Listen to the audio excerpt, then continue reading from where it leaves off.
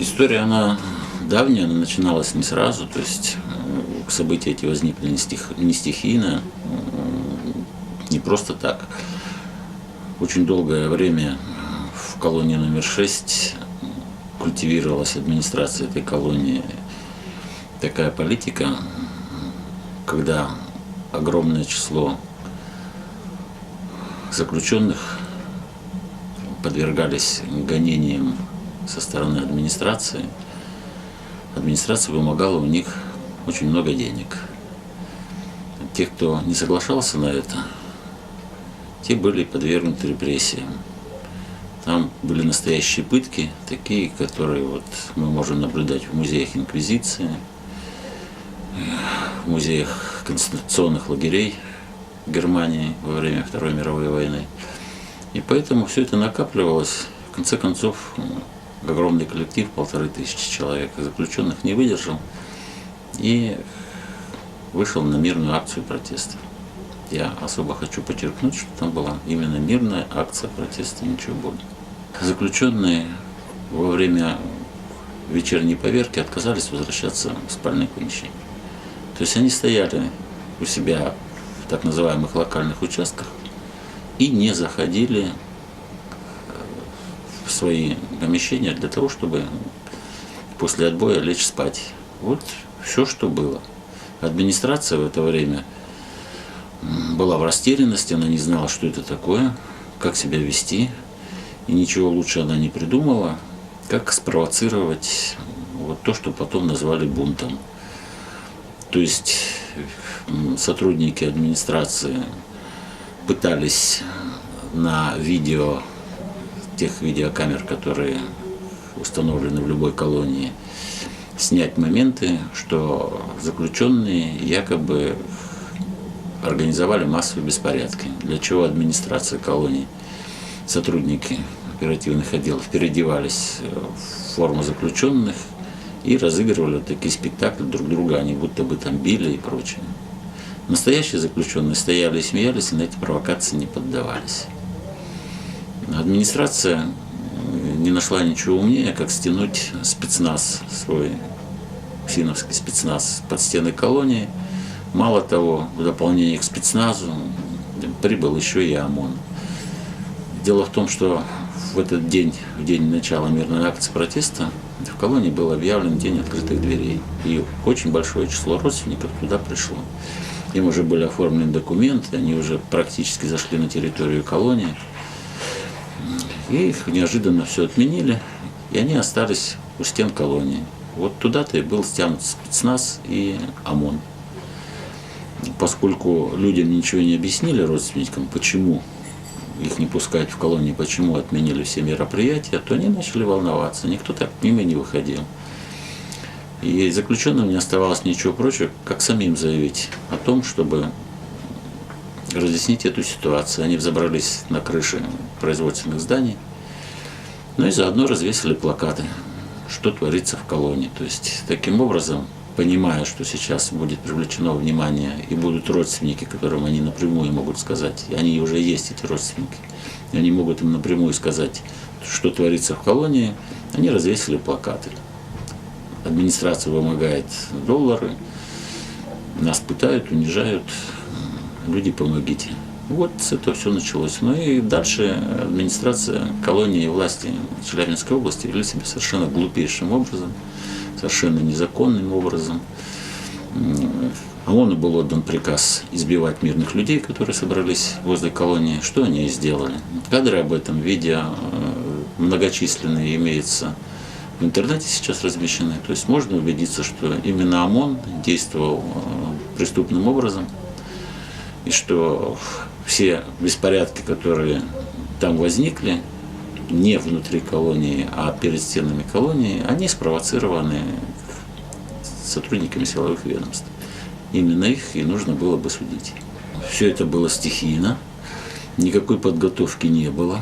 Если бы была подготовка, то тогда бы были и действия совершенно другие, и, не скажу более осмысленные, но они бы развивались по другому сценарию. Сценарий мог быть таким. То есть заключенные начинают совершать какие-то акции с погромом имущества для того, чтобы привлечь внимание. Иначе же ведь не привлечешь внимание. Вот. А что касается силовиков, то видно же было, насколько они растеряны и что они не понимают, что делать. У них была одна мечта, это видно очень хорошо, ввести спецназ в колонию. Но для того, чтобы его туда ввести, нужно было иметь веские основания. Для этого-то и были инсценировки вот, якобы драк между заключенными, переодетыми оперативниками и прочее. Дело в том, что основной фактор, который позволяет мне так думать, это тот, что ведь так и не был введен режим особых условий. Как мы знаем, закон определяет такое действие, то есть введение режима особых условий, когда ограничиваются те или иные свободы и права, в связи с тем, что возникают массовые беспорядки, которые угрожают уже жизни и здоровью многих людей. Этот режим так и не был введен. Спецназ в колонии так и не был введен. То есть ситуация была для силовиков совершенно непонятная. Они никогда не встречались в своей практике с такими действиями. И поэтому их бесконечные звонки в дирекцию ФСИН и срочный вылет оттуда главного оперативника Федеральной службы исполнения наказаний, генерал-лейтенанта Петрухина, сюда, говорит о том, что силовики не знали, что делать, и поэтому все действия, которые там были спонтанными. Никакой режиссерской работы ни внутри колонии, ни за ее пределами не было. Сюда слетелись многочисленные вип-персоны. Было проведено совершенно уникальное заседание Совета по правам человека Российской Федерации. Ни до того, ни после того таких заседаний Совета по правам человека не было. Очень многие фигуры регионального масштаба были, естественно, вовлечены в этот конфликт, в разрешение этого конфликта. Но самое главное не делалось в течение последующих 2 недель и первых дней этих событий. Не были отстранены от должности, ни один не был отстранен от должности сотрудник колонии номер 6. То есть это говорит о том, что власти лелеяли мечту, что все как-то рассосется и все спишут на заключенных. Дело в том, что основные претензии были к сотрудникам колонии, у заключенных. И конфликт весь развивался, и несогласие заключенных, и их протест гражданский, их неповиновение требованиям администрации заключался в одном – отстраните от должности вот этих людей.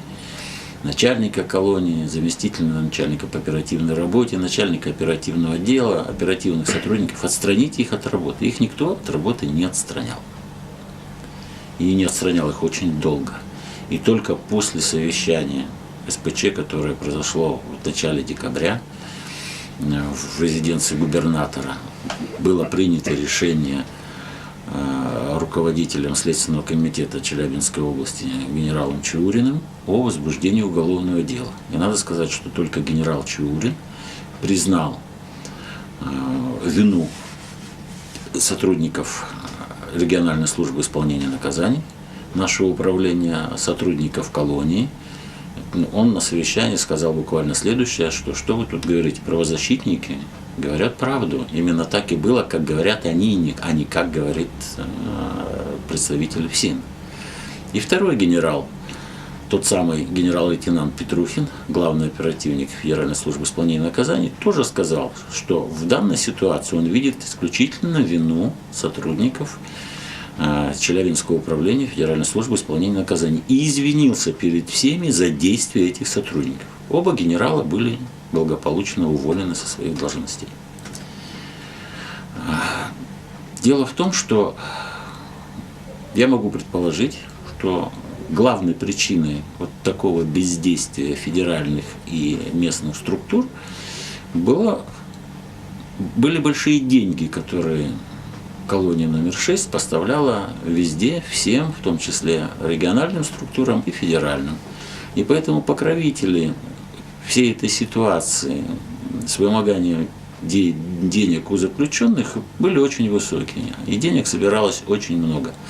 Поэтому все вот так вот и случилось. И, понятно, виновными были назначены заключенные. Миханов, несмотря на 2 приговора против него, обвинительных приговора, отделался легким испугом. И сейчас вот все ждут, как закатают дальше этих несчастных людей, которые, так сказать, без вины виноваты, которые не сделали ничего противозаконного и сейчас будут иметь обвинительный приговор. В том, что он будет обвинителем, у меня никакого сомнения нет. Сначала заключенные выступали как свидетели, причем их очень долго никто не допрашивал. Прокуратура пересылала в Следственный комитет жалобы, которых было только мы. Этих жалоб вынесли из колонии более 3500. Это не оговорка, 3500 жалоб. В жалобах назывались фамилии тех, кто вымогал деньги, тех, кто пытал. В жалобах назывались суммы. В жалобах указывались номера карточек, на которые переводились деньги. Назывались предметы и товары, которые поставлялись по указанию администрации, якобы как благотворительная помощь, а на самом деле это были не взятки даже, просто вымогательство денег и товаров. Вот это все было. И все это кануло по нашим подсчетам и по тем документам, которые проходили через нас, по тем жалобам заключенных. Мы можем говорить о том, что в месяц в колонии, в 2012 году в колонии номер 6 заключенных собиралось от 1 до 1,5 миллиона долларов денег. А у Миханова по обвинительному заключению и по приговору прошло около 300 тысяч рублей всего-то. То есть то, что собирали в колонии там, за 2 часа одного дня. И следствие по делу Миханова шло очень интересным образом. Миханова никто не заключил под стражу. Ему всячески способствовала власть, чтобы он уничтожал вещественные доказательства. Все это говорило о том, что администрации и власти наказания избегут, и вообще все будет свалено на кого-то другого. А кто-то другой здесь один, только заключенный.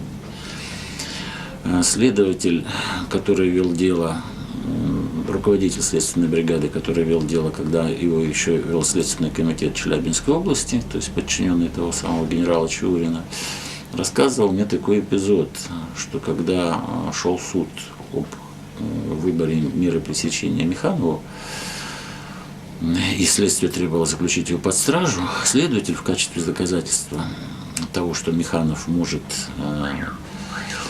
препятствовать следствию по делу и уничтожать вещественные доказательства, рассказал такой случай, что когда они вошли в колонию, куда их не пускали очень долго, но они все-таки туда вошли и зашли в кабинет к Миханову, Миханов, увидевший следователя, схватил системный блок своего компьютера, раскрыл окно и свой кабинет с 3-го этажа выбросил его на улицу. Тут же позвонил. При них позвонил на систему наблюдения, сказал, чтобы немедленно стерли всю запись того, как он выбрасывал, и позвонил вызвал своих сдиповцев, которые у него в услужении были, сказал, чтобы они прибежали, быстро все собрали, уничтожили. То есть он на глазах у следователей уничтожил вещественные доказательства. И несмотря на это, он остался на свободе, мера пресечения в виде содержания под стражей ему не была избрана. Мало того, он еще долгое время оставался начальником колонии. Там тоннами жгли вещественные доказательства, КАМАЗами вывозилась нелегальная производственная техника, станки, оборудование. Там было очень много всего. Ничего этого никто не хотел расследовать. Вот эта система вымогательства денег, она существует не только в Челябинской области, она существует вообще везде, во всей тюремной системе страны. Но вот ВК-6, она была очень обострена, там догадки есть, почему именно она была обострена именно там. Вот, и там случилась вот эта акция. Да, к сожалению, коррупция – это наше все. Система действует до сих пор. Заключенные платят за все. Но она интересна тем, что раньше было два момента. У тебя вымогают деньги, ты их не даешь, тебя пытают. Тебя бьют и прочее. Сейчас из этих двух моментов остался один. У тебя вымогают деньги, и ты их даешь добровольно. Ну как добровольно? То есть и ты их даешь. И тебя не бьют, и не пытают. А вот вопрос в том, что как теперь у тебя деньги вымогают. Если раньше этим занимались оперативные сотрудники и прочие сотрудники колонии, именно они били, именно они пытали, именно они были исполнительны, именно им в руки деньги передавались, то сейчас это все делается через блатных так называемых. Сейчас администрация учреждений во всем нашем управлении, во все нашей колонии завезли так называемых смотрящих, которых никто уже не пытает иллюзии, что они какие-то там свои независимые и прочие. Эти смотрящие назначаются самой же администрацией колонии. И эти смотрящие, это же очень большой страх исторически у заключенных перед всеми этими блатными и ворами в законе. Эти смотрящие сейчас с администрацией выступают в роли такого профсоюза при заключении коллективного договора. Они договариваются с администрацией, они согласовывают администрация размер тех выплат, которые будут делать заключенные. Если раньше администрация сама устанавливала это все, и никто не смог пикнуть, наша Федеральная служба исполнения наказаний придумала такую интересную схему. Вдруг она стала везде, вот везде, вот после этих событий, спустя некоторое время, вдруг заключенные стали резко играть в карты и проигрываться. Карточный долг. И все, мы еще были в ОНК, когда эта система возникла, и все разводили руками из нашего ГУФСИНа. Ну что вы, как Николай Алексеевич, в карты проигрывают, вот они проигрывают. Они все массово стали играть в карты и массово стали проигрывать. То есть они придумали такую схему. Не-не-не, мы не причастны ни к чему. Это вот их блатная романтика, они там играют, они проигрывают, вот проигрывают, что ж теперь сделаешь. Почему я думаю, что будет обвинительный приговор? Когда допрашивали меня в качестве свидетеля на этом процессе, который вот сейчас заканчивается против заключенных, один из заключенных попросил судью приобщить к делу несколько документов, которые я с собой принес на этот допрос. И судья, председательствующая в процессе, сказала: приобщим мы эти документы. Как это тебя оправдывает?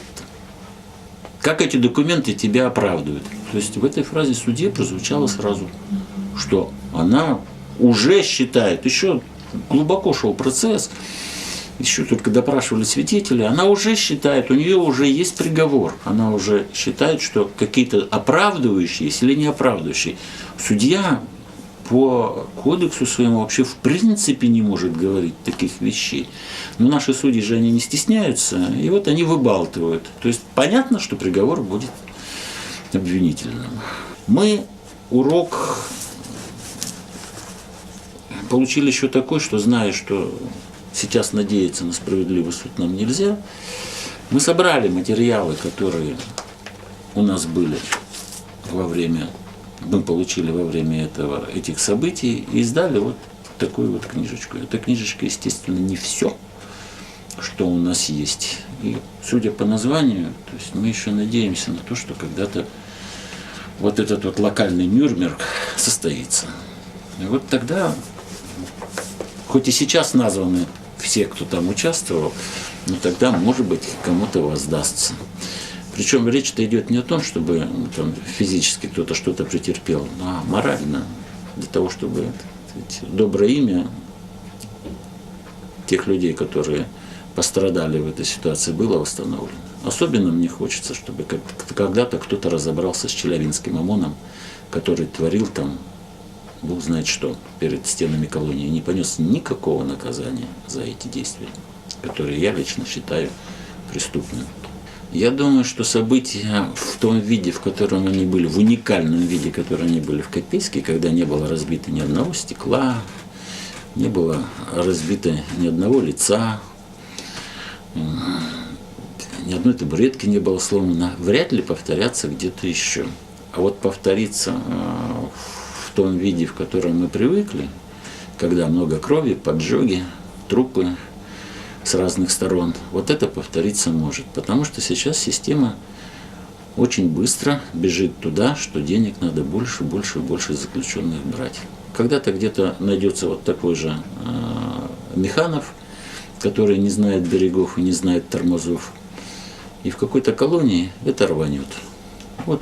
И к тому же, поскольку сейчас такое тотальное засилие блатных, то история же нас учит, что время от времени против блатных поднимаются все остальные, которых в десятки раз больше в колониях, чем вот этих вот отморозков. И поэтому все может рвануть не в том виде, в котором было в Копейске. В Копейске обошлось все мирно, хорошо, но плохо. Закончилось, я считаю, плохо. И при этом плохо не выдержали заключенные. Они не выдержали длительной борьбы за справедливость. Мы их предупреждали о том, что долгим будет разбирательство, и им нужно все время быть принципиальными. Но они согласились, что лучше сидеть и платить добровольно, тогда бить не будут.